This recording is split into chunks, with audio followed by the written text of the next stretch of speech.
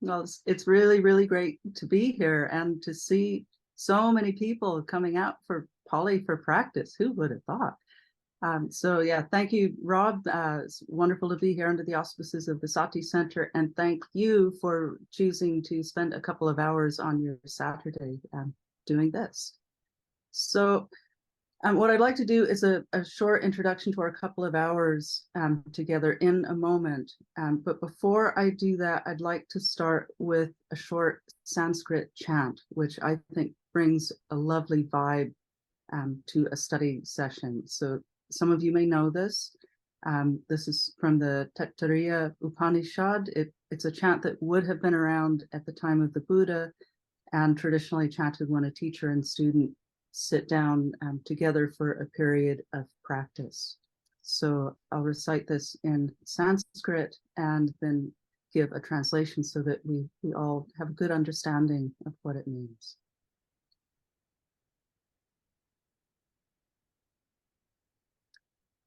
Om Sahana Bhavatu Sahana Bhunaktu Sahaviryam Karvavai Tejasvinavadhitamastu Avidvashavahai. Om Shanti Shanti Shanti. So what does this mean? Om Sahana Bhavatu is may we both be protected, and this is protected in body but also in mind. Sahana Bhavatu Sahana Bhunaktu, may we both be nourished, again, body and mind. Sahaviryam Karavavahai, may our energy, may we create energy, may we arouse energy. Tejasvina vaditamastu, may what we study, what we learn, what we attain, may that be bright, brilliant, shining. And ma vidvishavahai, let us not quarrel, let us not argue, let there be no animosity. Om Shanti Shanti Shanti, peace, peace, peace. So it brings this lovely energy of, you know, we're here to investigate together, to use the hive mind to come to some understanding of these teachings and how we can apply them to our practice. And you know, it's not about argument or scoring points or debate or anything like that, but it's about, you know, let us work together without animosity, arousing energy so that what we do here today, what we learn, what we study, it's brilliant and bright and shining. So again, yeah, lovely to see so many faces, some familiar, some new friends. So what I'll do now is just give a short introduction to what we'll be doing today. And while I'm doing that, you know, we're a fairly big group. So what I'd like to do is just invite you to pop in the chat your name, if it's not obvious from your Zoom handle, where you're calling in from, and also just one or two words about your level of Pāli. And I mean, like, you know, none, a little, some, a lot, just to get a sense of who's here today. So who am I? You know, the details from Rob. So what I'll jump in with is one of the reading groups that he talked about. That's with John Kelly, who some of you may know. He's a longtime assistant to Bhikkhu Bodhi, and I'm part of a weekly reading group with him. And one of the first suttas that we read was the Satipatthana Sutta. And that was a really interesting experience because, of course, I knew the sutta in English, and then I was expecting certain words as we were reading it in Pāli, and some of those words were different than what I expected, and I found that quite interesting. So I made a list of those words, looked them up, contemplated them, and they've really, really informed my practice. And then I'm also part of an online peer-to-peer Sangha Dharma Mechanics. And it came time for me to offer something for the group, and I thought, well, let me offer these words that just kind of leapt out at me from the Satipatthana Sutta. And in Dharma Mechanics, they also record their sessions. And Kim Allen, who's one of the board members for the Sati Center, saw one of those sessions with Dharma Mechanics, found it helpful, and asked if I would do something similar here. And of course, I said yes. So here we are. This is how it's happened. So this is really, these words will be going over. It's just a handful of them, but they've really helped my practice. And my aspiration for today is that they'll give you some insights, some food for thought, that it might help your practice as well. So what we'll be doing is we've got two sections. One is just the first key words that leapt out at me from the sutta. There's around half a dozen of them. And what we'll do is we'll look at the standard translation, the etymology, and other ways to look at these words. And I'd like to invite you to really be actively engaging with this, to try to feel your own way into these words and what they mean to you. Rather than trying to memorize things, it's let's get a flavor of what these words mean, the range of the meanings they can have. So we'll do that for this first handful of words. What I'm thinking is that we'll go into breakout rooms so that you can have 5 or 10 minutes in small groups to just kind of chew over these things a bit in a more intimate setting, and then come back to the large group. Then we'll take a break so that we can stretch and do what we need, and then we'll come back and we'll basically do the same thing with the hindrances. Again, looking at standard translations, etymology, other ways to look at these words. And I want to be really clear that what we're doing today is not challenging the standard translations. It's not saying the standard translations are wrong. No, they're great. The issue is with Pāli, and you find this with Sanskrit as well. I started studying Sanskrit last year, and that's really also informed my understanding. And you'll see I bring in a little bit of that today. What you find with both these languages is that there's such a richness in the language that I say that the translators have an impossible job to do the translation. You lose richness, you lose double entendres when you translate to English. So, the translators, thank goodness we've got the translations that we do. The translations are fine. What we're trying to do today is to uncover what other nuances are there that the translators just couldn't capture in any single word that they chose. So does that all sound good to everyone? Shall we? Oh, and the other thing I wanted to say is please feel free to ask questions and make comments as we go. What I'll do is I'll stop kind of after each word that we're investigating and create a space for that. But if there's something that's really burning, feel free to just jump in and do feel free to unmute yourself and say something, because I'll be sharing the screen and I very well may not see a Zoom hand if you raise that. Okay, so the very first word, we were reading through and I was thinking, okay, so mindfulness of the body, or that's going to be like Kaya Sati, right? No, it wasn't Kaya Sati, it was Kayanupasana. So the key word here is Anupasana. Now, what we've done is what we've got here is on the left-hand side, we've got section. That means which section in the Satipatthana Sutta this occurs. So we've got mindfulness of body, feelings, mind, and mind objects or dhammas. Anupasana, our key word, occurs in all four of those sections. That's why I have all four of those sections listed here. So we've got Kaya Anupassana, mindfulness of the body, Veda Anupassana, mindfulness of feelings, Chitta Anupassana, mindfulness of the mind, and Dhamma Anupassana. Okay, so in the middle column, I've got what the Pāli word is in italics, and then what the common translations are. So here you see contemplating, and we've got Bhikkhu Bodhi, Bhikkhu Nyanamoli, I.B. Horner uses that. Observing, that's Sudasu Bhikkhu and Bhikkhu Sujato.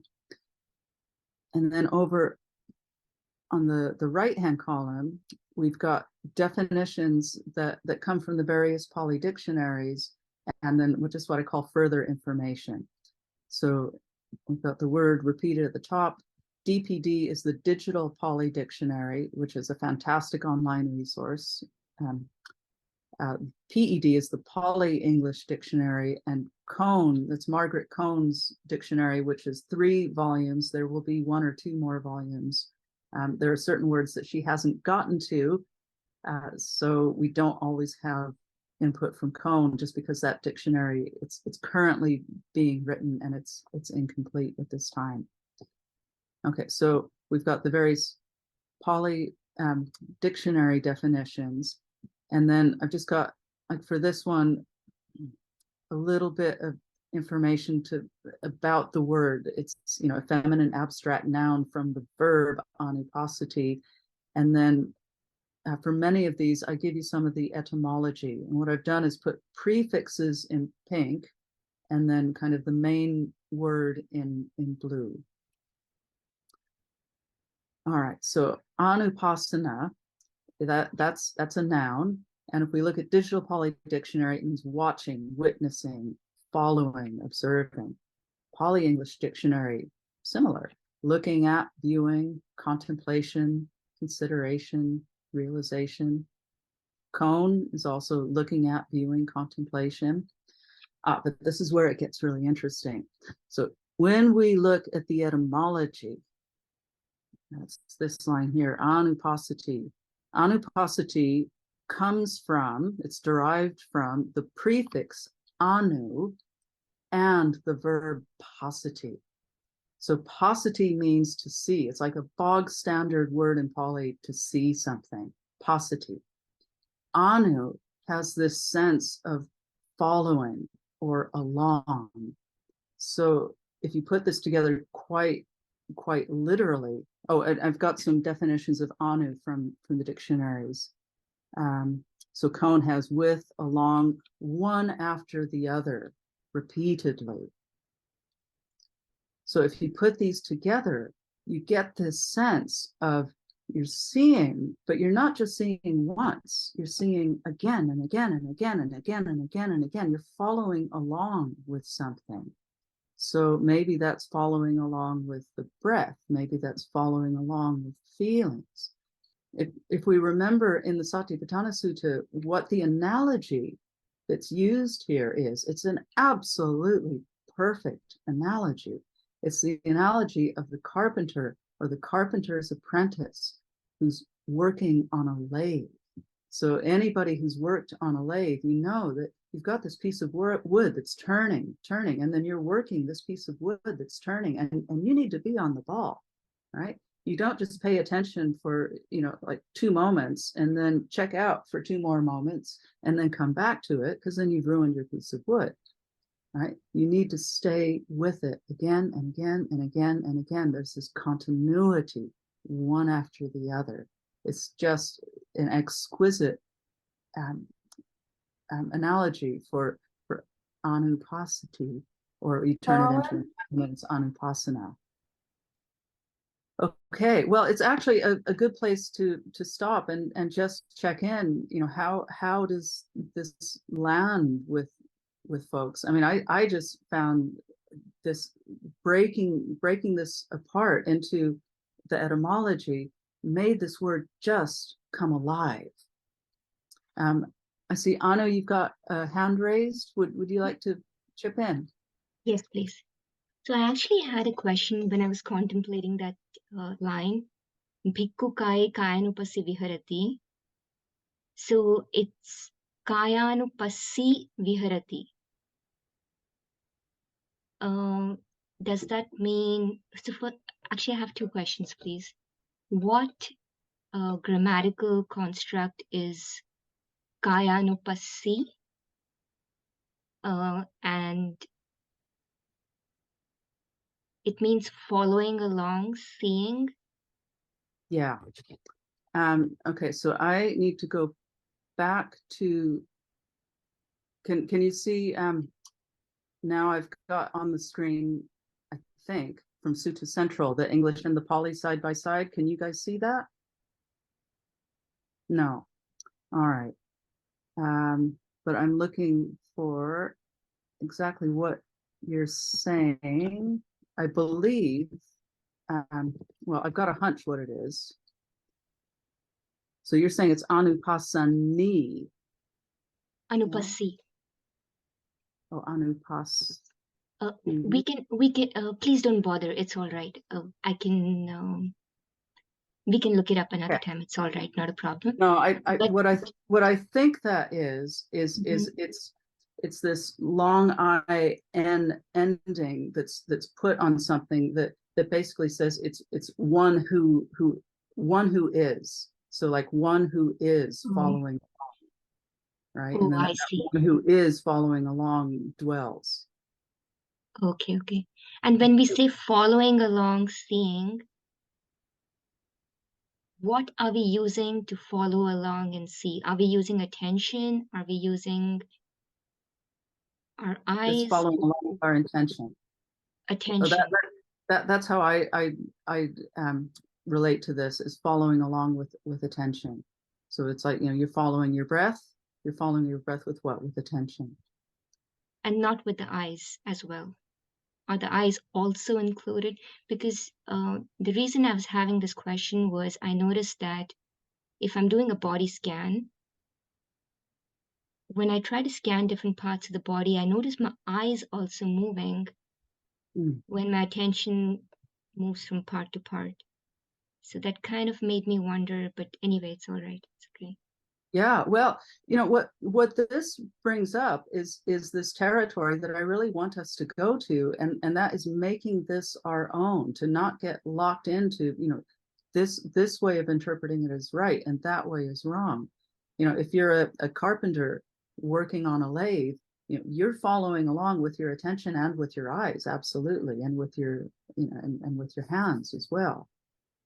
So I would just invite you to play with this in your practice and see what, how does following along, seeing, how does that manifest for you? Thank you very much. And Christopher, you've got your hand up. You're welcome on. Thank you. Yeah, I'm finding this broken down quite interesting. In addition to like the mindful aspect or concentrated aspect, I'm also getting a sense of alertness out of breaking this down. So I appreciate that. Yeah, absolutely. And this is one of the key differences that it made for me, is it moved it from kind of a sitting back, just being aware, observing, to a much more active, sort of on more on your toes, closer to it, following along. It's got a bit more of an active quality. Okay, so I'm going to propose that we go ahead and go to the next one, which is another really interesting one. And this again applies to body, feelings, mind, and dhammas, or mental objects, mind objects. And this, it's these words, Nunamaker and Patisatimatta, which in the text come at, they appear as Nyanamataya and Patisatimattaya, but this will be our nominative form. The Mataya it's a dative form. So not Nyanamatta would be bare knowledge, and then Patisatimatta, bare mindfulness, is how the Buddhist translates it. Ambigusujato, necessary for knowledge and mindfulness. I.B. Horner, precisely to the extent necessary for knowledge and mindfulness. But now let's break down these words. So we've got jnana, which is knowledge, understanding of, insight into. It's a pretty standard word. There's not a lot to unpack there. But here's where it gets really, really interesting, I think. This word matta, oh, sorry, there's supposed to be a macron on that A. That comes from this root, ma, and the root means measure. And then the ta ending makes, it makes a noun out of it. So matta, it can occur as a noun. It can also occur as an adjective. If it's an adjective, it's like mere or simple, only, or a mere is in the PED. But if it's a noun, then Digital Pāli Dictionary, we've got this amount of, measure of. Pāli English Dictionary, consisting of, measuring. So if you put these two together, this is another one that just, it really struck me that we're talking about a measure of knowledge, a measure of mindfulness. So what does that mean to have a measure? Well, think about when you're cooking, right? And the recipe says that you want 1 cup of flour. And so you use 1 cup of flour. You don't say, oh, half a cup is enough, or oh, 1 cup's good, 2 cups must be better. No, you ruin the recipe if you do that. The measure is the measure. And what I see this saying is it's just enough knowledge. It's just enough mindfulness. It's not too much. It's not too little. I mean, I know early in my practice, there could be this kind of granular emphasis on mindfulness of, every little movement, and I always found that very effortful, and it never landed very well. But when I look at this, I see something different. I think it was Jack Cornfield who said that the mind secretes thoughts like the salivary gland secretes saliva. Yeah, it's just, that's what the salivary glands do. They create saliva. The mind creates thoughts, and the body creates movement. It's the body's doing things. And what I see this saying is that you have enough attention to be mindful of what the body is doing, to know what the body is doing, but just enough. Not too much, not too little. So my personal understanding has been the measure of knowledge and the measure of mindfulness. And I have to say that just this morning, I went to, this is a fairly new resource for me, the Tipitaka Pāli Reader. It's another great resource. And I hadn't, because it's such a new resource, I hadn't thought to look these words up on that. And when I did, look at what they had. Nunamaker, the measure of understanding. Sati, the measure of mindfulness. And then you put it in the dative case as we have it in the sutta, and it's, enough for a measure of understanding, enough for the measure of mindfulness.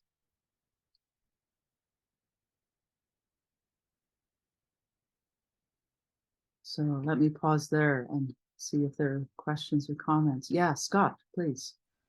All right, thank you so much for this. I really appreciate it. This has brought up a question I've had for some time, which is this phrase, bare knowledge. And I wondered often how it was in the Pāli that we might arrive at this, because I find other places in the text that don't really support this perspective. But as I look at the two definitions or, interpretations. One is measure or mirror, but then when you went down to the new resource that you found, Tipitaka, Pāli Review, then it does say mere knowing. But to me, I don't understand how mere and measure can be the same. One is taking this mata as a noun. Another is trying to make an adjective. Well, it is making an adjective out of it. So how do you make an adjective out of a measure of something? That's where we get this idea of, mere, simple. It's, merely 1 cup. It's simply 1 cup. That's how I'm seeing it. So mere knowing, simply knowing.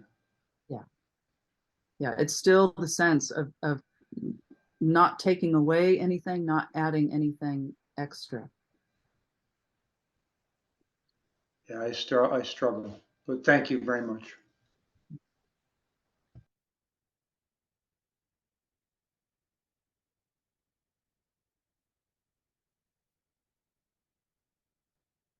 Okay, other questions or comments before we go on to the next one? Yeah, Lucinda, please. Oh. To me, Yes. it reminds me, I know it's different, but it reminds me of right effort, not too much, not too little, like the bowstring, not too tight or it's going to.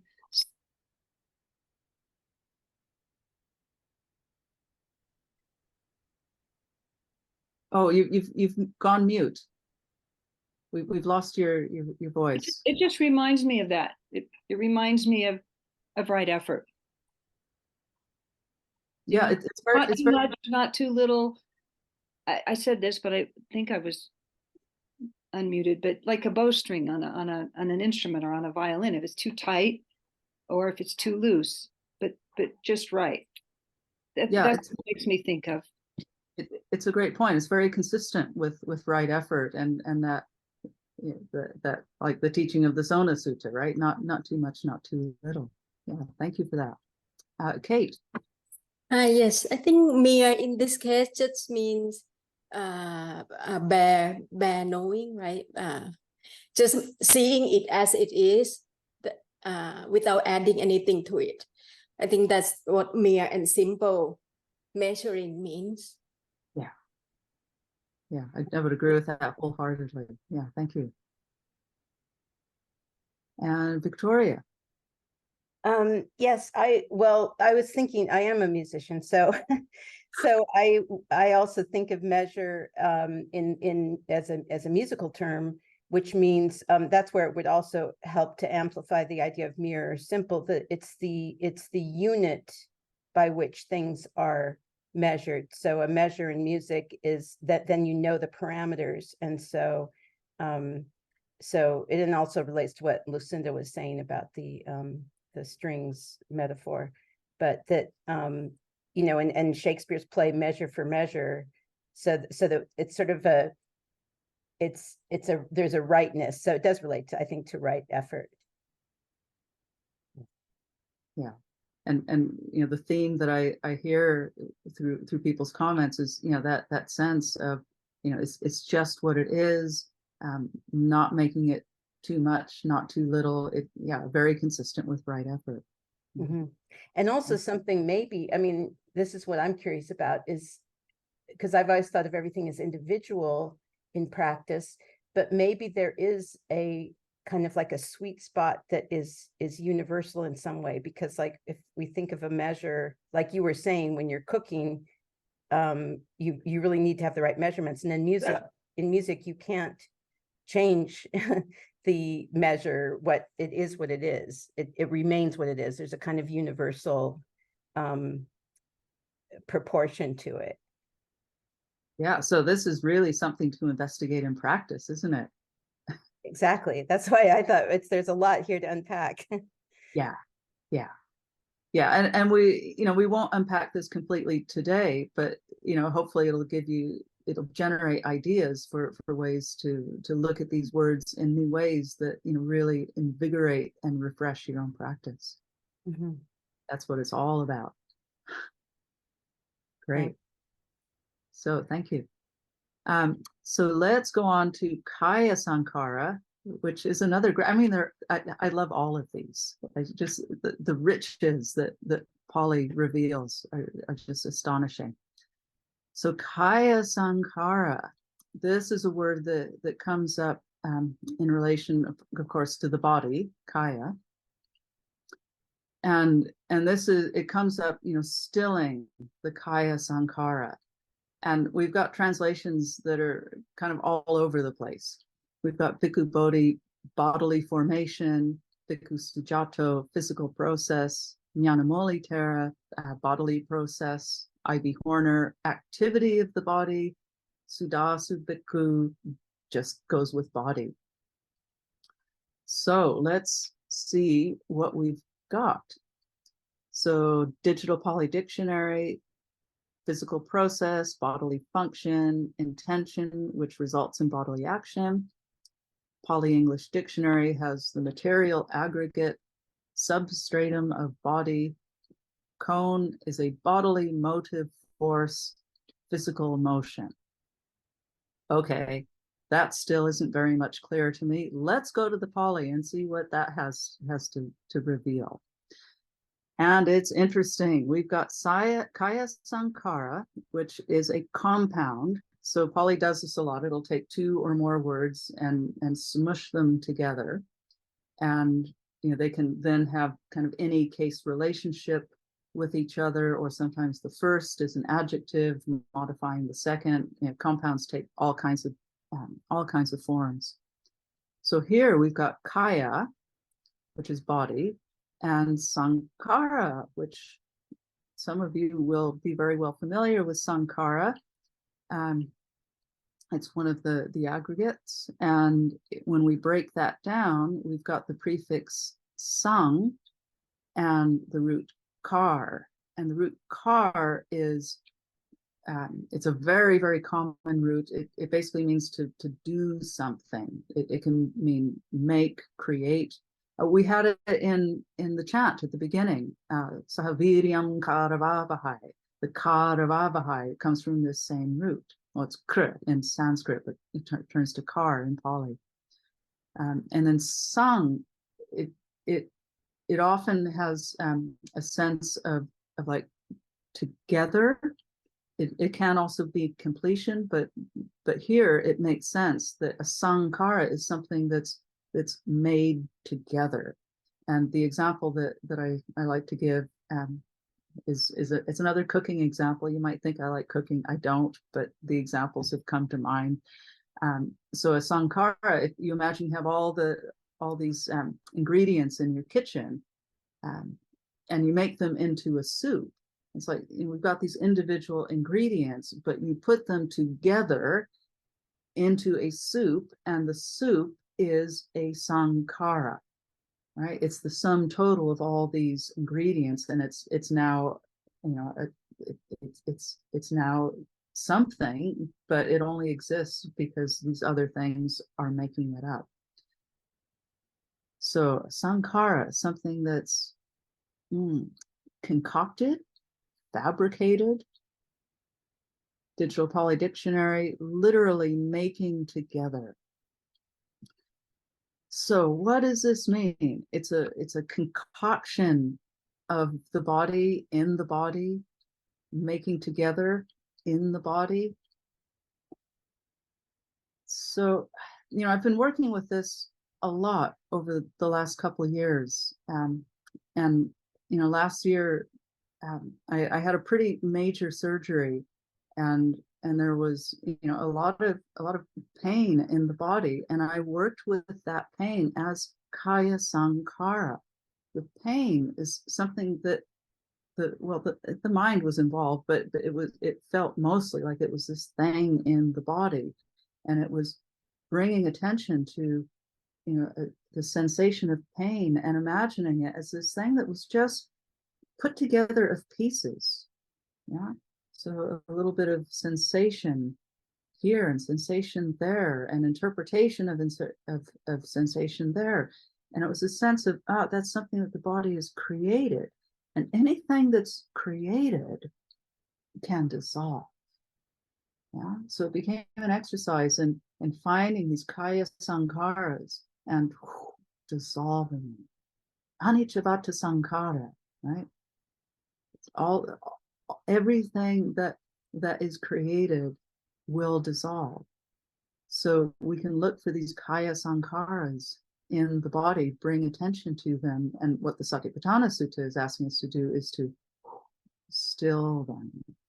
And I would argue, if you can dissolve them, that's like the ultimate stilling of them. And it's actually something we do in Tai Chi practice as well. If there's, an unpleasant sensation in the body, you can't always do it, but very often you can put your mind on it and dissolve it. And to my way of thinking of that, what you're dissolving is a kaya sankara. And the way that I see this, it could be physical, it could be energetic, it could be something emotional that, you're holding in the body. It's anything that's being made in the body. And this part of the Satipatthana Sutta is asking us to still, whatever that making, that sankara is in the kaya, in the body, can we still that? So my personal understanding of that is concoctions of the body, maybe physical, maybe energetic, maybe emotional. It's something that's made together in the body.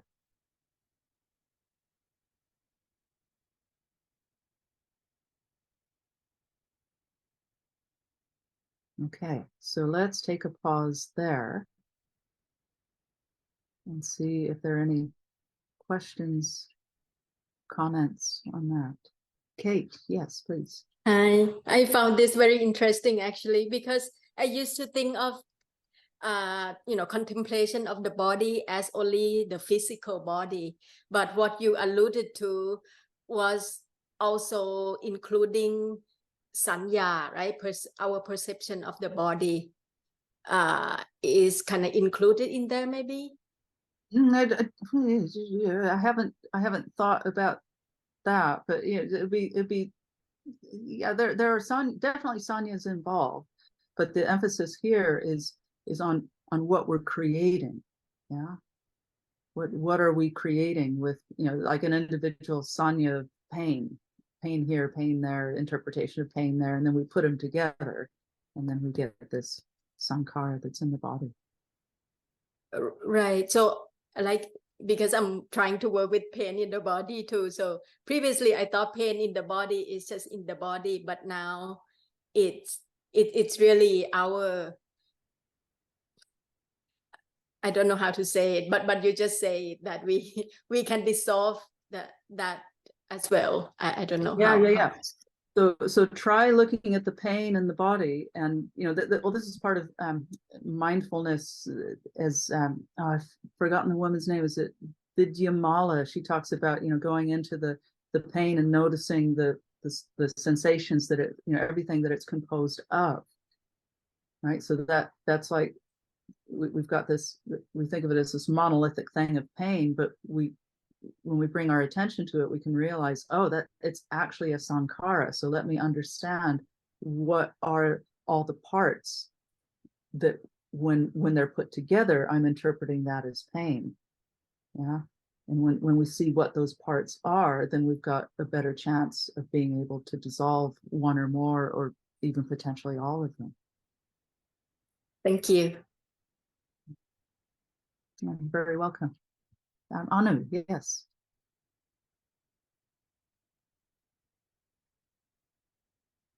May I please ask 2 questions, please? Yes, Anu, please go ahead.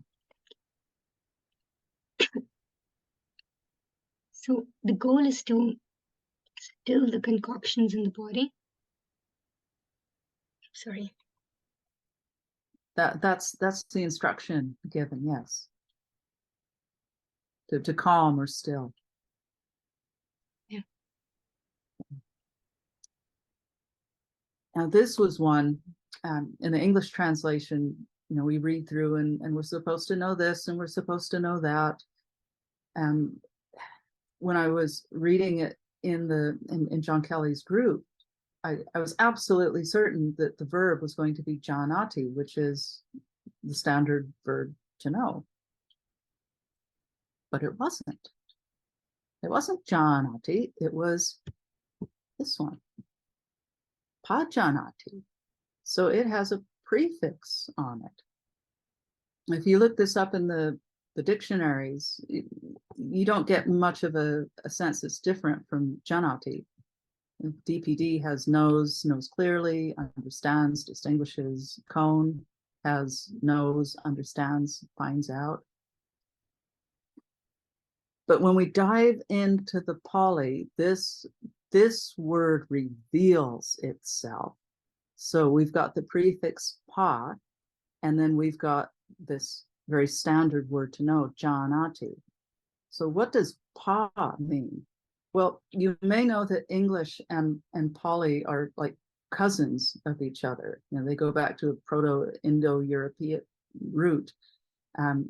So there are words that have similarities, and the prefix pa is very much like our prefix pro, you know, like progress, protect, pro. It's this, there can be this kind of forward motion to it. And indeed, you look up the prefix in Digital Pāli Dictionary, you get the sense of forward or towards. Cone has in front, forward. Yeah. So we're knowing forward. What does that mean? Well, in the Dharma Mechanics group, there was a fellow who said, it sounds like I guess this is an analogy that's used in sports, is being on the balls of your feet. So not like kind of sitting back, but you're kind of forward a bit. You know, it's similar in a way to the Anupassati, you know, bringing our mindfulness, you know, forward a bit so that we're following along. Pajanati, it's this forward energy to the knowing. But if we go back even a little bit more, where does Pjanati come from? Well, that comes from the root nya, which is, you know, it's to know, knowledge. And you might put these two together and think, well, that looks a little bit like panya, like wisdom. And you would be absolutely right. If you double this N, you've got P-A and then the N-N-A, panya, wisdom. Pajanati comes from the same etymological base as panya.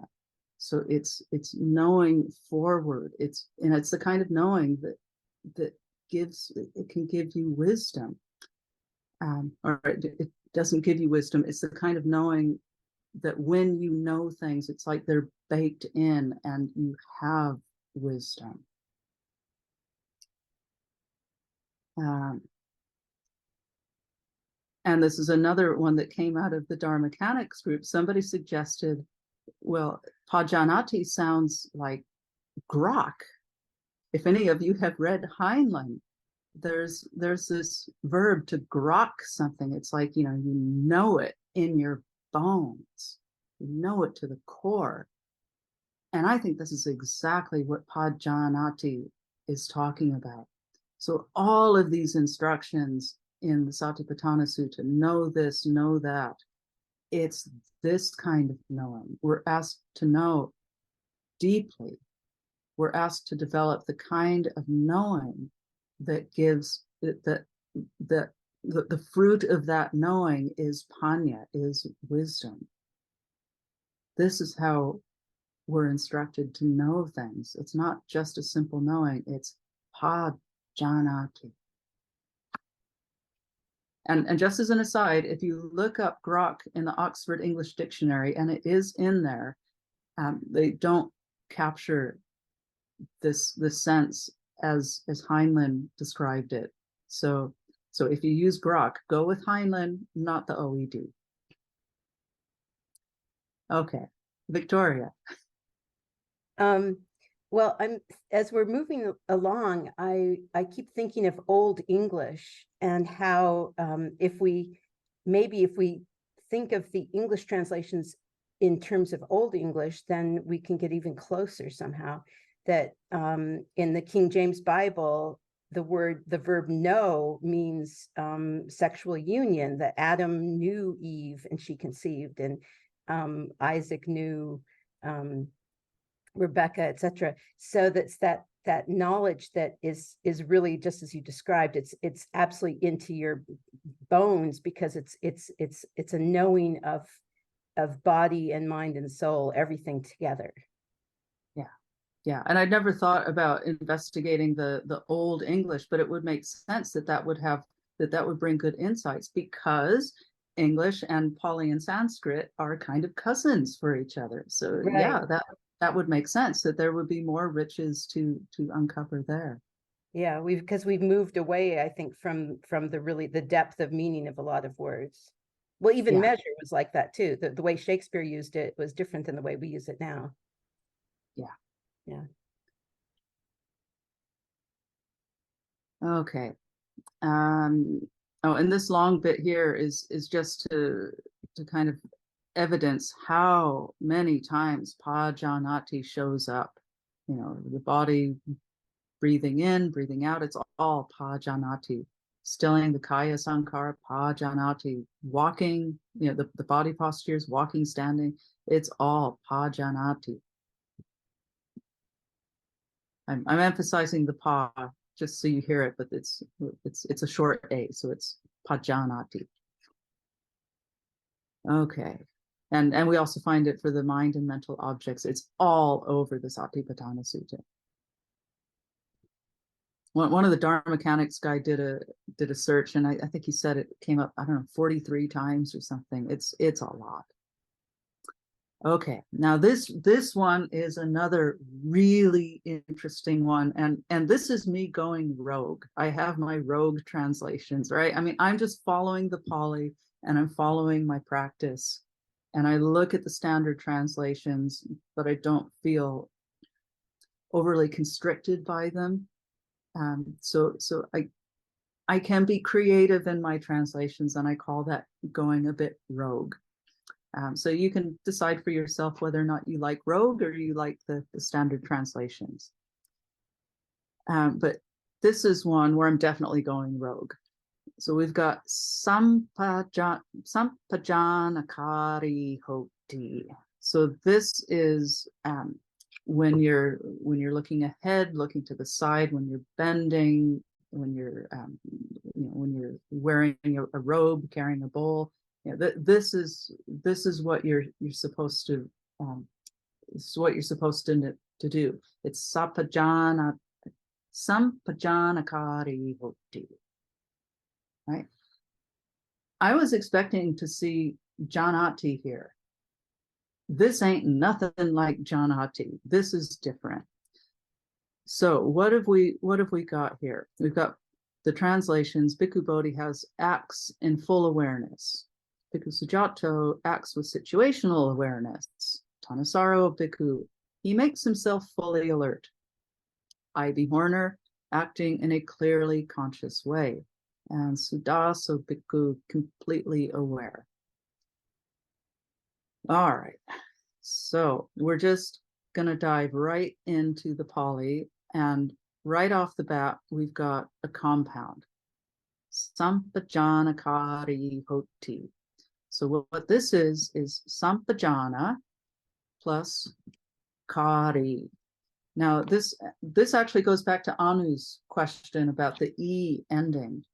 So what we've got here is an E ending that denotes one who is. And this Kari, it comes from our friend, the root kar, which means to make, do. But when you turn it into a noun, you've got a doer, a maker, an agent. That's what the Kari is. It can be, this is the noun form, this is the adjective form. They're very, very fluid, the Karin and the Kari. But we're talking here about a doer, a maker, an agent. Okay, so we've got a doer, a maker, an agent of sampajana. What's that? Well, look what we have here. We have this same etymological base that we just had in Pajanati above. We've got pa plus nya. Nya, knowing, pa, forward. And then we have another prefix, sang, which is like bringing it all together. So sampajana is it's this kind of on the balls of your feet, knowing, and it can either mean together, or it can often mean like completeness. So it could be like this complete knowing, full knowing. And so we've got sampajana and then kari. So we've got like a doer of this clear comprehension, an agent of clear comprehension. And hoti here is simply the verb to be. So hoti is like is, he is, she is, it is. So this, to my way of saying, it's saying there is a doer of clear comprehension. Right. What on earth does that mean?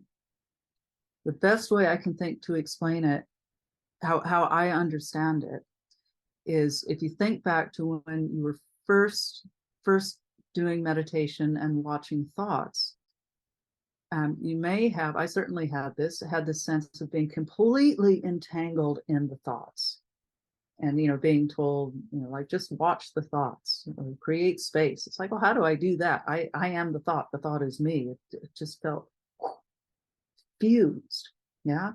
And then over time with practice, you start to get little spaces. And over the years, right, you can actually separate the part of you that's observing from the thought. Yeah, you can actually do that. And I think this is asking us to do the same thing with the actions of the body. If I go over to the door and open the door, that's me opening the door. That's me fused with the action. But as I've played around with this, and I think, okay, there is a doer of opening the door. The more I do that, the more it starts to give a little bit of space between me and the action. So my personal understanding is there is a clearly aware doer of washing the face. There is a clearly aware doer of closing the door, right? It's not just, I know that I'm washing my face. I know that I'm closing the door. No, it's this degree of separation. There is a doer clearly aware of the action.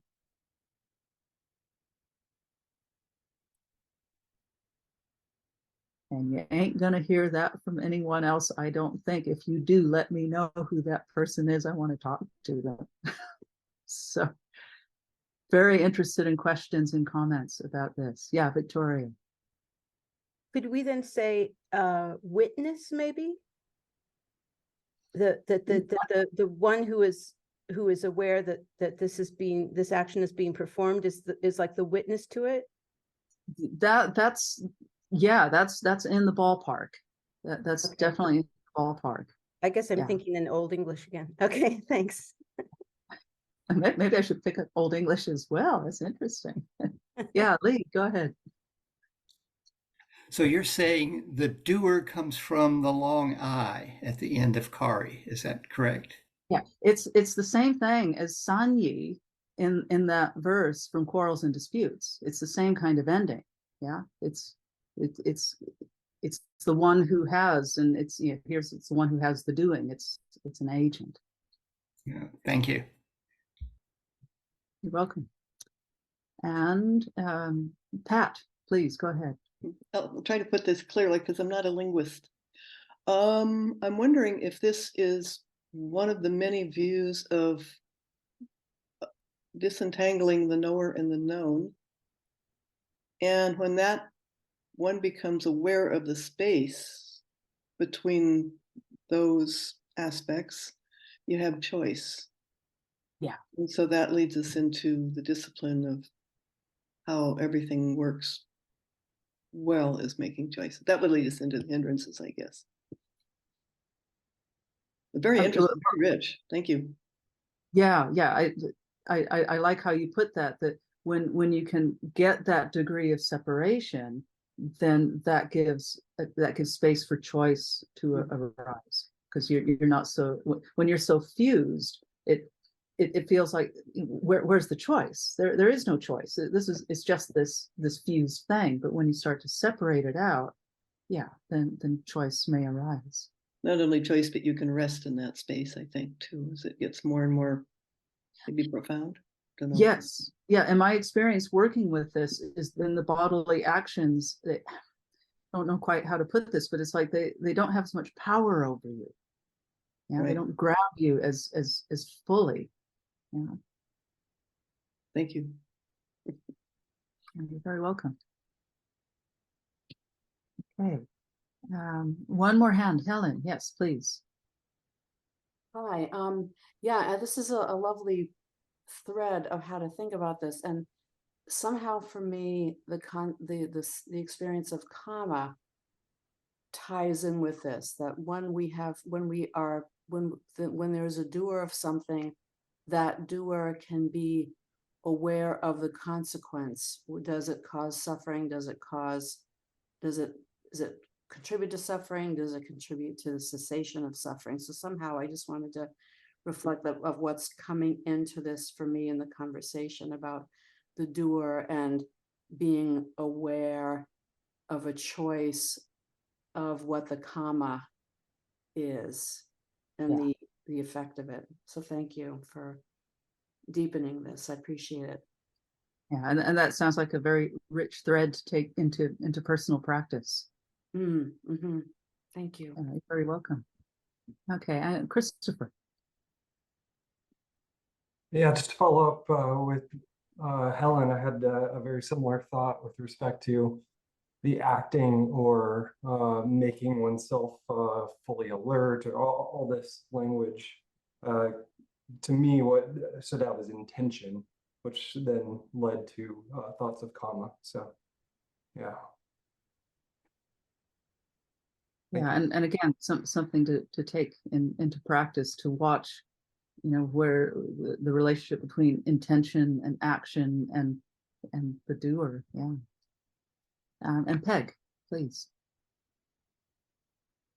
I guess I was thinking along the lines of the Bahia Sutta, where their line goes, in the seeing there is just the seen, in the hearing there is just the hearing. But that might not make sense, because that's where we take out the doer. There's just seeing and hearing and feeling, touching. Maybe that doesn't make sense. Not sure. Thank you. But see, this is only asking us to know, to really deeply know that doer. This is not saying that when one is awakened that the doer is still there. It's just recognizing that for us in our normal everyday consciousness, there's a doer. So let's be aware of it and really get to know it from the inside out, really grok it, really pajanati it. Thank you. You're very welcome. Okay. So the last two are, I think, fairly quick, and then we'll take a break after we look at these. So this next one has to do with what I'll do is just put this all on one page so it's easier to read, and give a little space here to clean up the screen. There we go. So we're still on the body, and I just found this an interesting verb for examining the body. Pachavekati. So DPD, Digital Pāli Dictionary, has reviews, regards, reflects, considers, literally looks back down. Pāli English Dictionary, to look upon, consider, review, realize, contemplate, see.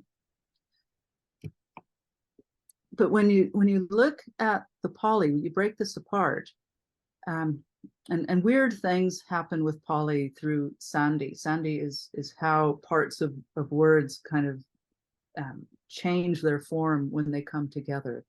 So we've got this PACCA, which actually AVE, which actually breaks down to Pati, which is one prefix, Ava, which is another prefix, and then this root Ik, which is the root to see.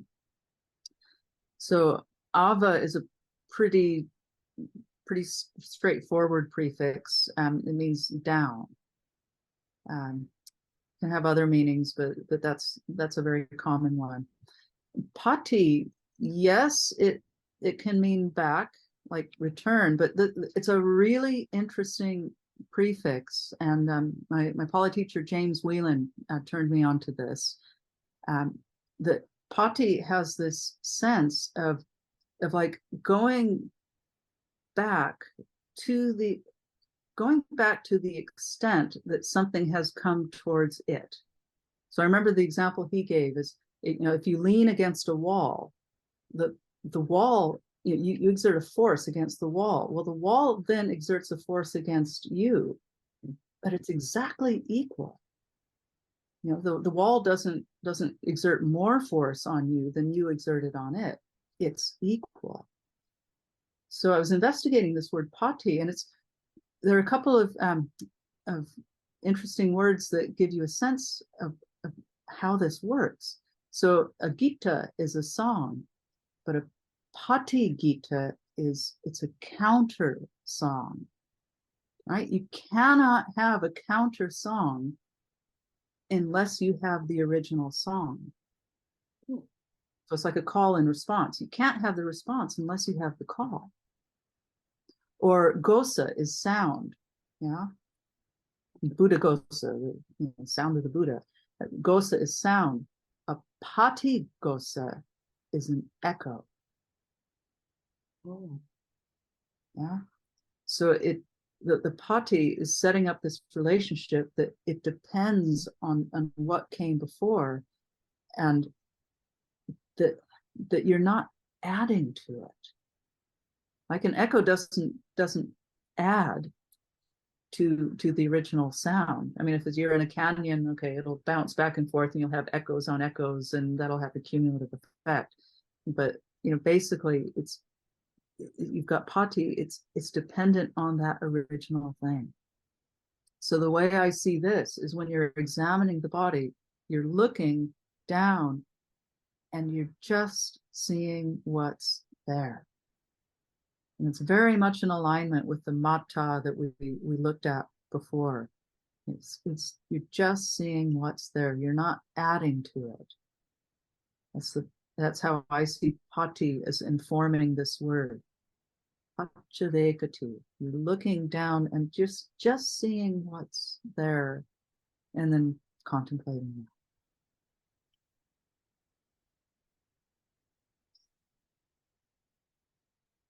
So, and then that applies to parts of the body and also the elements. So, questions, comments, insights on that?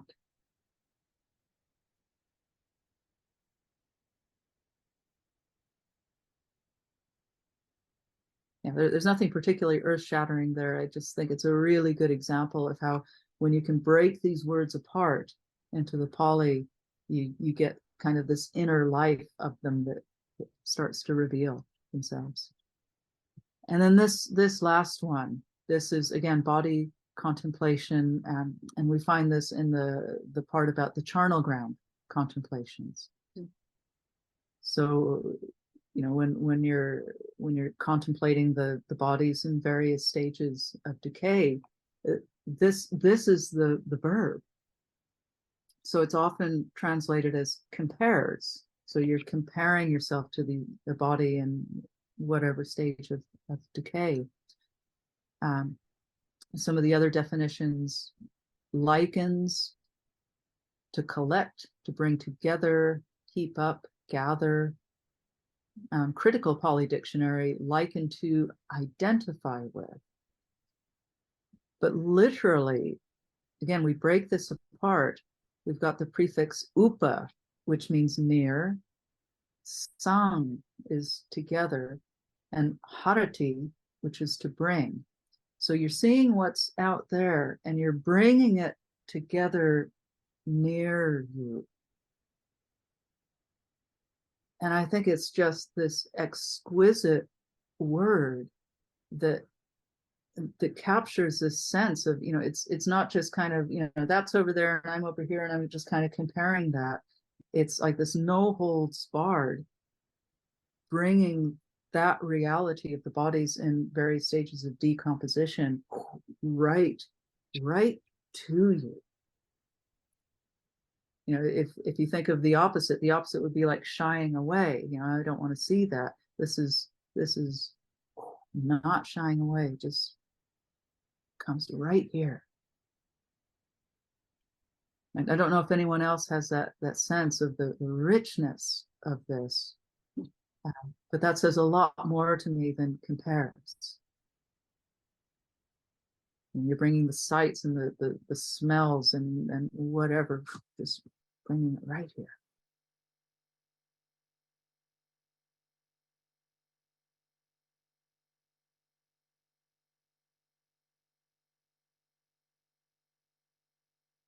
Well, maybe kind of a gruesome note to end on, but are there any questions or comments on that before we take a break for a few minutes? That's pretty good. Victoria, yes. Could you just go back for a second to the previous one? Yeah. This is where I don't know Pāli at all. I'm still kind of mystified about the relation between pati and paka, or pak, I guess, because the ava is the next one. Yeah, pak and pati. Like how does one get to the other? Yeah, it's through Sati, and what happens is it's a retroflex T and it ends up being palatalized because it's in a particular kind of situation. And basically, Sati is really hard and it does unpredictable things. But rest assured that retroflex T does go to that double C. Okay, thanks. Yeah. It looks really unpredictable. And when you first start studying Sanskrit or Pāli, it's really hard. It's actually easier in Sanskrit because Sanskrit has clearer rules to follow. In Pāli, one of our groups were like, anything goes in Pāli. It seems like sometimes. So is that more because the oral tradition translated in a more, I don't know how, like a more colloquial way, more related to the spoken language than Sanskrit, which had a strong written tradition from the outset? Pāli was just more relaxed. In Sanskrit, you had the influence of Panini, who was around about the time of the Buddha, and Panini was the great grammarian who basically codified the grammar of Sanskrit, and then it stayed stable. So, in Sanskrit, you have rules for Sandhi and you follow the rules. And Pāli never had that kind of strict codification of the grammar. I've always wondered why the Buddha, I mean, since he came from an aristocratic class, how did he get to Pāli in the first place instead of Sanskrit? Well, I asked my Sanskrit teacher, would the Buddha have known Sanskrit? And she said, well, we don't know. Surely he would have known chants, but we don't know, how much he would have been able to speak the language. But, Pāli was what people spoke in the streets. Right. But I mean, and just one example, Sanskrit was only spoken by men, right? Women were not allowed to learn Sanskrit. So women had to speak something and they had to communicate with people. So, Pāli was the language that people, well, I shouldn't say Pāli is the language that people spoke because it was Prakrits that they spoke. And then you had different Prakrits in different areas. And then what I learned from Richard Gombrich is that most likely what the Buddha spoke was kind of a merchant's tongue that was a kind of pseudo Prakrit. It was a Prakrit that would have been intelligible to all these different dialects. And then that was eventually written down and then called Pāli, because Pāli just means like a line. So Pāli is pointing to the language as having been written down. But nobody would have said that they speak Pāli. They would have said that they speak a Prakrit. Mm-hmm. So, but we digress. Yeah. Thank you. It's endlessly fascinating. Thank you. Okay, thank you. All right, who is next? Valerie, please. Hi. On this one, is it Pajanati? Pajanati. Pajanati. Thank you. I was wondering if it could be similar to looking down and being met by what's there, because if you're talking about the interplay. Yeah, that's how I see it. Okay, and then for the next one, I was thinking about, thank you. I was thinking about other places where it talks about I am of the same nature of something, and I was thinking about that as if that seems like it would fit here as well. Oh yeah, that sounds like it absolutely would fit with this verb Upasangharati. Yeah, because it's not putting any space between you and the thing that you're observing. Okay, thank you. Thank you. Okay, and Debbie, yes, hi. Yeah, about this Pachawekati, I have a background in linguistics. So for the person asking how you could possibly get from Pati to Pacha, when you juxtapose different elements together, sounds together, they bounce up against each other and affect each other. So the analogy in English would be, if you take the word pat, as in patting someone, putting your hand on something, and the word your, like your back, you want to pat your back. Well, if you say that really quickly, guess what you come up with? Pat your back. That's the kind of change that's taking place here. You don't see it if you speak, normally at a normal pace, pat your back. But if you find yourself saying it very quickly, that T with the I and another vowel after it, see that T-I and then a vowel, in this case, your, it's or, oh, you get pat your back. So that's what Sandi's all about, and that's why it's hard to recognize this sound change. That was really well explained. You explained that a lot better than I did. and the thing is that in English, we don't write down those changes, even though they occur in the spoken language. In Sanskrit and Pali, they do write down those changes, and that's what we're finding here. Yeah, because in those languages, they become part of a whole system where Pacha will occur someplace else and so on, right? Exactly. Yeah, thank you very much for that. You're welcome. It's a pleasure. Okay, and was there one other hand up? Anu, yes, please. You put in a lot of painstaking work to look up so many dictionaries and put this document, so thank you very much. Thanks a lot. Oh, you're very, very welcome. Yeah, I figure if I'm going to go rogue, I'd better, be able to show that I've really done my groundwork and I'm not just making stuff up. It's very useful. Thank you. Okay, and Lucinda. I have an anecdote, a dedicated student really, digging in, working with the 4 foundations, wanted to work with the charnel grounds. So went to a medical site and contemplated a cadaver. And talk about bringing it close. He lasted 3 days doing that practice. Wow. He couldn't do it more than 3 days. But I commend him for that. I mean, that's a bringing it closer. Well, and this is why I find this verb so kind of breathtaking, because you think about the reality of what it's asking us to be bringing near, and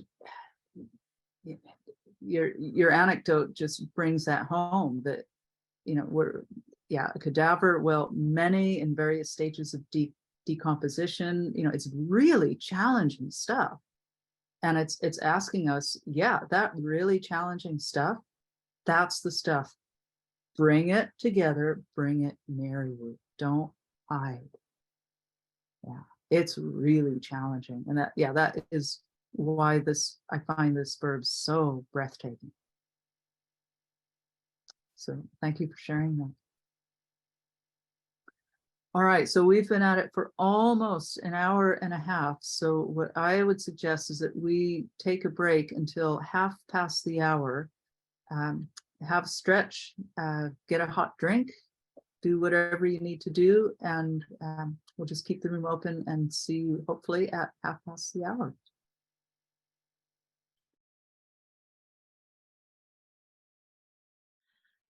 Okay, so we have another choice, because we've only got 1/2 an hour, and if we try to do the hindrances, we can kind of buzz through them, and I can show you the material, but also I'm really curious how this material is landing with you. And the purpose of this is Pāli, not for intellectual stimulation or having buzzwords, but it's Pāli for practice. So there's part of me that really wants to give space to just spending a few minutes to integrate how we think some of this might land with our practice. And I recognize that it may be too soon, because some of this stuff takes quite a long time to digest. But I think I do want to open a space of at least a few minutes. And my sense is, let's do this in the large group rather than trying to do breakout groups. And just anyone who has a sense of if they think something that we've talked about today is really going to inform their practice, or you can see, oh, this is something that I want to work with. Or the other way to think about it is, if you imagine yourself in 6 months' time, what is it that you think you will have remembered from today that's useful for your practice? So I just want to open up a space. There's, if you want to speak, that's fine. If you don't want to speak, that's equally fine. But just to open up that space to begin the process of digesting this material. Pat, you've got your hand raised, yes. Well, thank you. One of the things that strikes me and will impact my practice is that we live in a world where things are very static. I think because we study, we look, we learn, things are things. This is a very active process, and that makes a difference. But it's an activity without buying in or entangling with it, and that makes it a very different discipline. So thank you so much. This will help. Great. I'll stop there. Thank you. And I would encourage anyone to study Pāli, or we've got some great online resources where you actually don't need to know a lot of Pāli to start to look up some key words, so that you can start to see what are the other possibilities for looking at these words, because we can get stuck in what I call an orthodoxy of translation. This is the word, and this is how we translate it, and this is how we practice with it. And when you can go to the Pāli, it really starts to open things up. And maybe you use the Orthodox translation. They're there for a reason. They've been useful to people for centuries or for millennia. But it doesn't mean that we can't look at it critically, following the language and following our practice. Okay, Valerie. Thank you. I was thinking about the first one, and you had one of the words that was in there was repeatedly, and I was thinking about the sort of devotion and discipline of continuing sticking with something or coming back to it, and that's something that I've strived to work on, but I think is just kind of reinforced. So thank you. Thank you.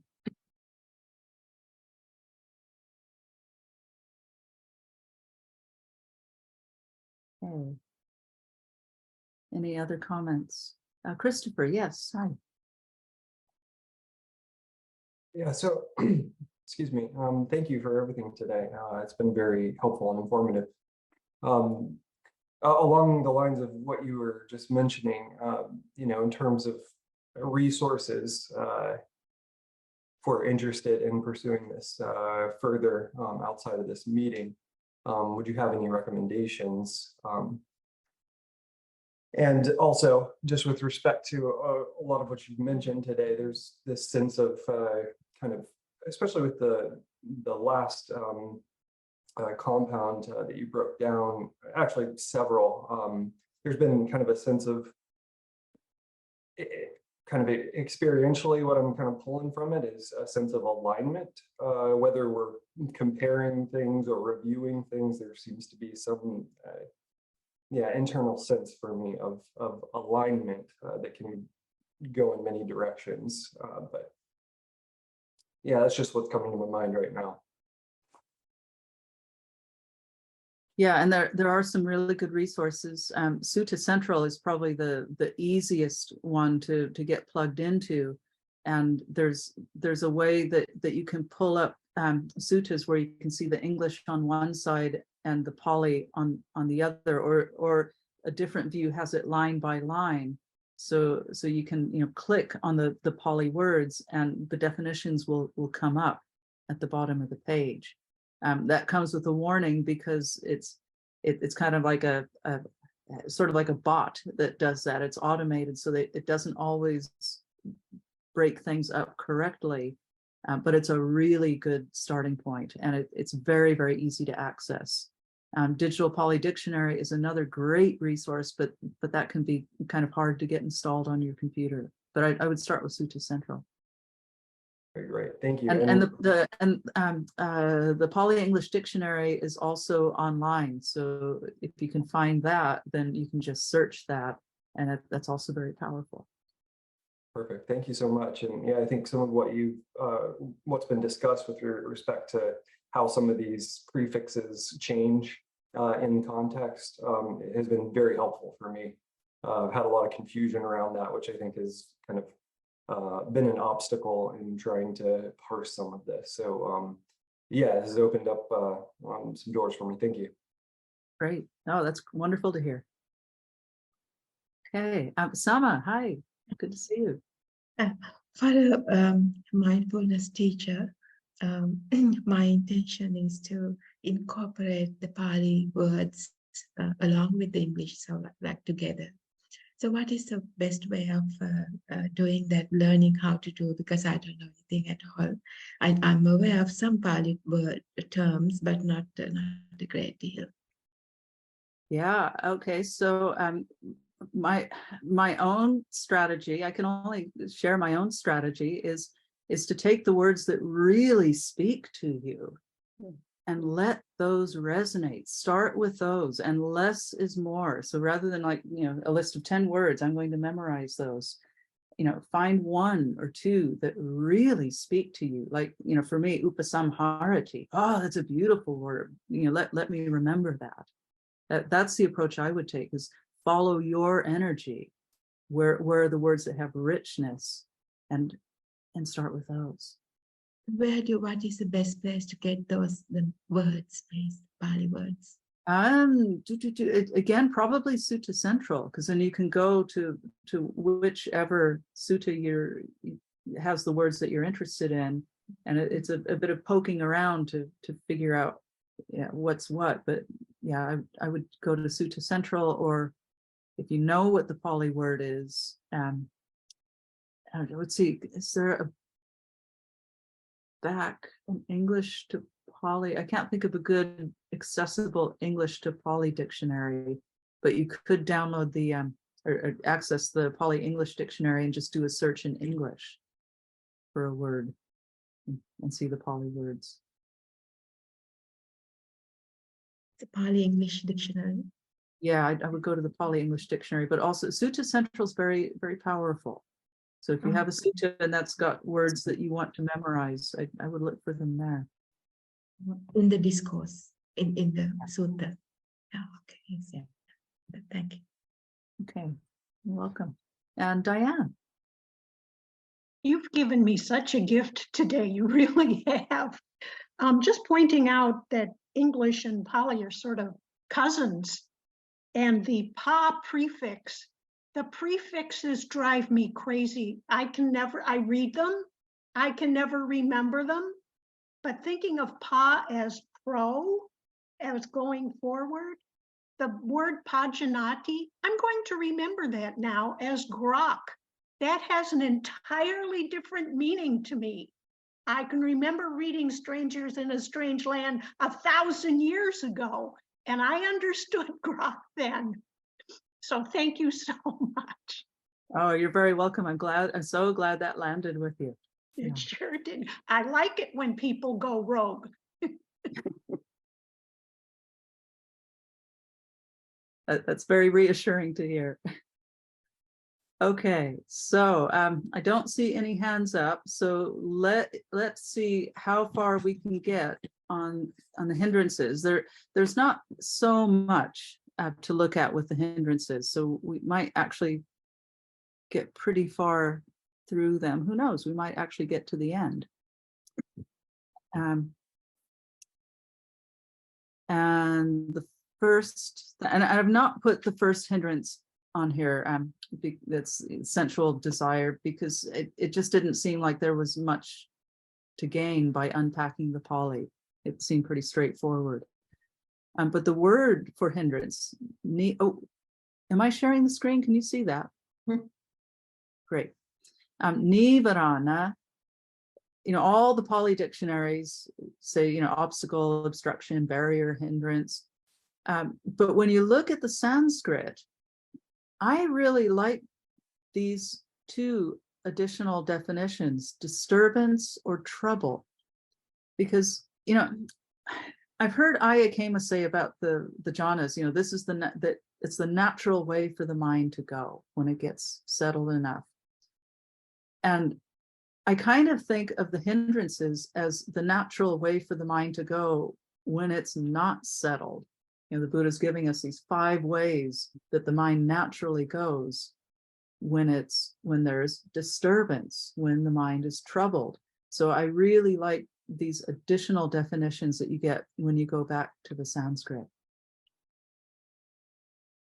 So rather than just thinking of it as like an obstruction, an obstacle, and hindrance that I want to overcome, it's a way that I can connect with it with a little bit more compassion. It's like, oh, here's the mind doing this natural thing again, and now it's got the flavor of ill will, for example. Okay, so as I said, we're not going to unpack the first hindrance because there didn't seem to be much richness there. And the second one's it's pretty straightforward. Vyapada or Vyapada, it occurs as both because V's turn to B's. It just happens in linguistics. And if we break apart the etymology, it's the prefix V plus A plus pod, and it just has this sense of going wrong. And the definitions: dislike, ill will, hatred, hostility. So in that chant that I did at the beginning, Ma Vidvishavahai, let us not have hostility, let us not have enmity. It has a sense of vyapada. And sometimes I like to look at related words to kind of feel in to what these words mean. So vyapada is a noun, but it comes from the verb vyapajati, which is to go wrong, to fail, to disagree, to be troubled.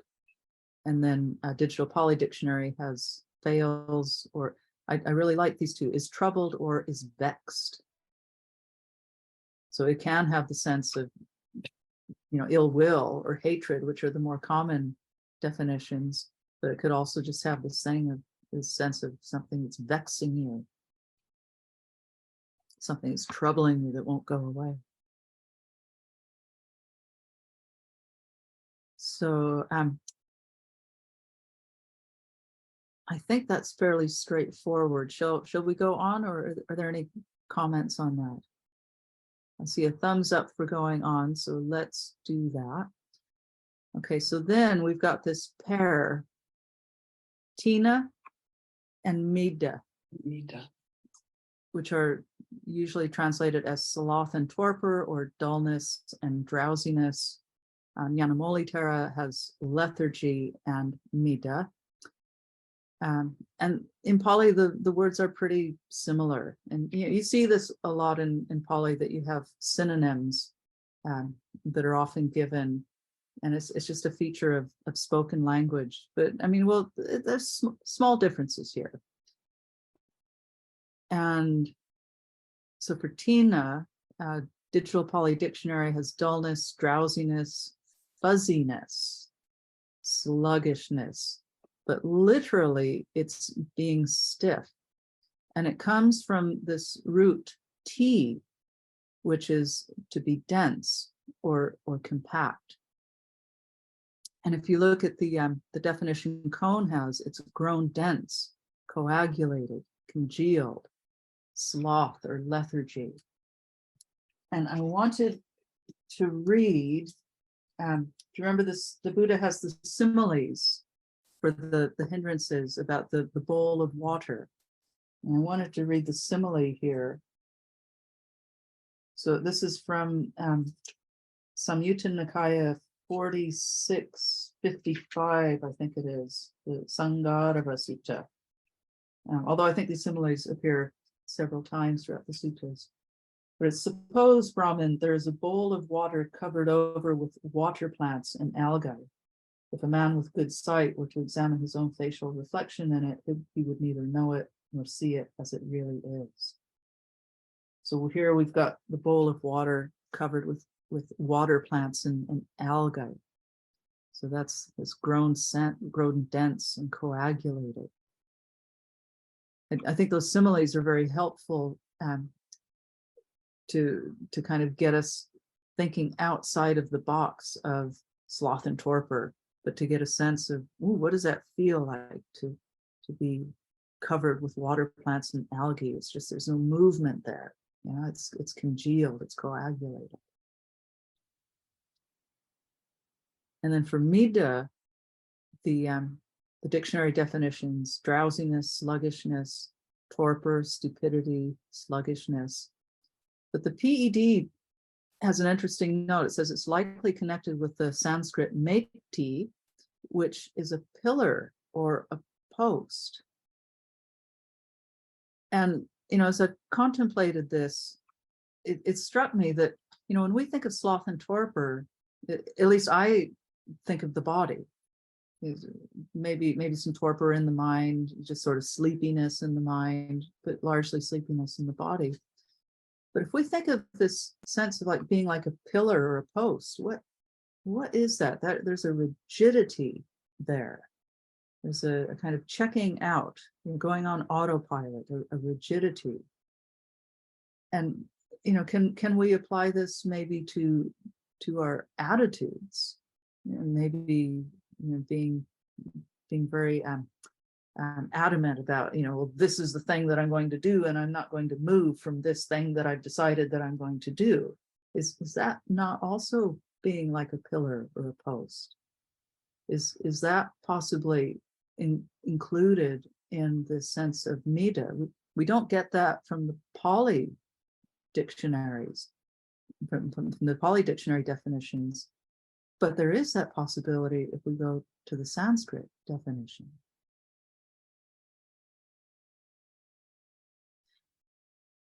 And if we look at the opposite of Mida, Apamida is, this is going back to Pali, it's not slothful, also understood as diligent or alert.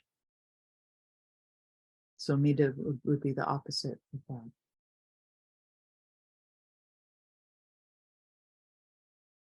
Okay, so I'm just I think what I'll do is I'll just buzz through because these are pretty quick, and then any comments we can do at the end. So the next we have, it's usually translated as restlessness and worry. Let me again change the screen so it's all on one page. Change the size just a little bit. Okay, so this word that's translated as restlessness, udacha, there are two possible etymological roots for it. So the first part is a prefix which means up in English. That's ud, means up. And some of the dictionaries go with it's up plus dar, darity, which means to hold or carry. So something that we're holding up. And, you know, I imagine like, you know, holding it up and sort of turning it over in our mind and, you know, not wanting to let it go, just thinking about this thing. So that can be restlessness or agitation. Margaret Cohn takes a different path. She says, no, it's from ud plus hanati. And the root there is han, which is to strike, to thresh, to kill something. So that gives us a different picture. It's like this thing that we're turning over in our mind and we just want to figure out what's going on here. And we're not going to let it go until we figure out what it is. It's a lot of energy, a lot of agitation. So pick your etymological root, but both of them point to this sense of, yeah, there's this flurry, there's this agitation, there's restlessness, there's movement, not able to calm down. So that's the first part. The second part, which is usually translated as remorse or worry. Now, this one's interesting. When you look at the Pāli, look, we've got this root again, kar. That's the root, to do, to make, to create. And ku is a prefix. Look down here. Cohn defines it as a prefix used to denote the badness, uselessness, or defectiveness of anything. So if we look at that literally, it's ku plus kar. So it's something that's bad or useless or defective that's being done. Now you can see where remorse would come from, because if you do something bad, then maybe you feel remorse about it, or you might worry about what you've done. But I would argue that kukucha, as I'm looking at it today, it includes that, yes, but that's kind of a little bit downstream of something else that kukucha includes, which is the bad thing, the useless thing that may be being done right now. And again, when I looked at the Tipitaka Pāli Reader today, I was delighted to see that they include in their definition fidgeting or fiddling.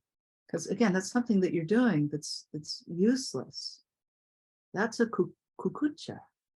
So yes, it includes remorse and worry, but it also includes these things that we might be doing right now that are kind of pointless. Okay, and then the last one, which is also a really good one, vichikicha, which is translated as doubt. But when you look it up in the dictionary, yes, you get doubt, but you also get uncertainty. You get perplexity. So it puts a little bit different emphasis on it. So doubt to me is, it's like, I'm not sure if this thing is true or not. I'm doubting it. But uncertainty or perplexity, well, especially perplexity, is like, well, I may really believe this thing, but I don't really understand it. That's included with vichikicha. They're both included. they're related, but they're coming at it from different angles. And if you think of, there's another set of analogies about the hindrances, and for Vicikiccha, they have, somebody who's in a desert and they're trying to find their way. And I never understood, well, how is that doubt? But if you think about it as perplexity, they're perplexed about which route to take. They're uncertain about which route to take.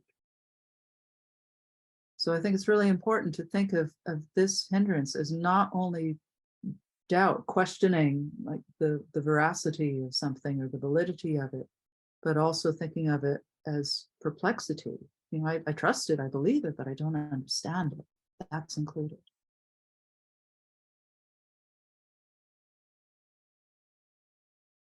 Okay, so that was a quick buzz through the hindrances, and that leaves us exactly 5 minutes left in our 2 hours. So I would invite any questions or comments that you have for a couple of minutes, and then we'll wrap up.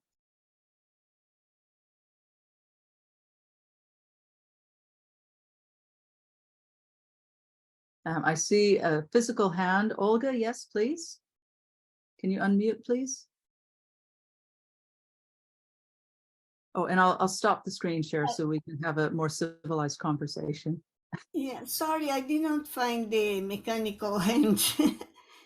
I did not find the mechanical hand. That's why I put my hand up. But that's quite all right. I have a question, but it's from one thing that you passed already. Can I ask, maybe, or not? Something that you said, but I missed it. It's about Sankara. Yeah. Sankara, body Sankara, because some authors, some teachers say that, for example, when you are contemplating your breath, there is one part of this contemplation that you that you have to contemplate or to my God, my English now is failing. I mean, there is one doubt about body, if a body is our physical body or is the breath. Do you remember this? Yeah, I'm not entirely certain about this, but I think in the commentaries, there's something about Kaya Sankara being the in-breath and the out-breath. Yes. And I would argue that the in-breath and out-breath those are Kaya Sankaras, but it's not the extent of Kaya Sankaras. Those are two, and there are zillions of them. So that would be how I would answer that. So I was going to say I will send out the sheet, so you'll have that available, and you can take a closer look at it there. Okay, I will. Right. Yeah. So I think we've got time for. Oh, thank you. Let's do one more question, and then we'll wrap up. So Pat, please. Well, thank you. I may have misheard, but you used 2 words which I couldn't define. One was Procrit and the other was Sandi. Could you do a really brief reminder? Yeah, so I'll just put it in the chat. Procrit, and then Sandi. And there will have been different Prokrits in different parts of India. So like Magadhi, that would have been one Prakrit. Yeah. Is that like a dialect? Yeah, essentially, yes. Yeah.